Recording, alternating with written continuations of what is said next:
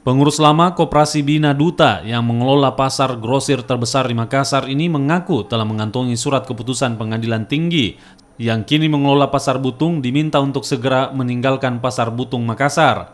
Sementara itu, kuasa hukum pengelola baru mempertanyakan surat keputusan Pengadilan Tinggi yang memenangkan pengurus lama sebagai penggugat. Lantaran pengurus baru sebagai tergugat belum menerima surat keputusan dari pengadilan. Polemik kepengurusan Pasar Butung Makassar bermula sejak adanya saling klaim pengurusan baru sejak Januari 2019 yang berlanjut di Pengadilan Tinggi. Kini pengurus baru akan melakukan kasasi jika terbukti Pengadilan Tinggi memenangkan pengurus lama sebagai penggugat. Tadi saya pertanyakan dari mana diambil, sebab putusan itu harus diambil secara resmi di Pengadilan Negeri. Sementara kemarin itu hari Jumat, belum ada berkas di sana di PN. Nah, jalur apa dia pakai?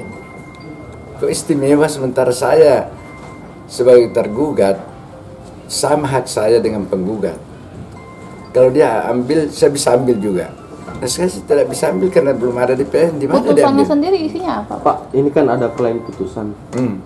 Secara tidak langsung Bapak dirugikan. Mungkin ada upaya hukum tambahan. Iya, saya akan nyatakan kasasi dan mengajukan memori kasasi. Saya akan uji putusan itu.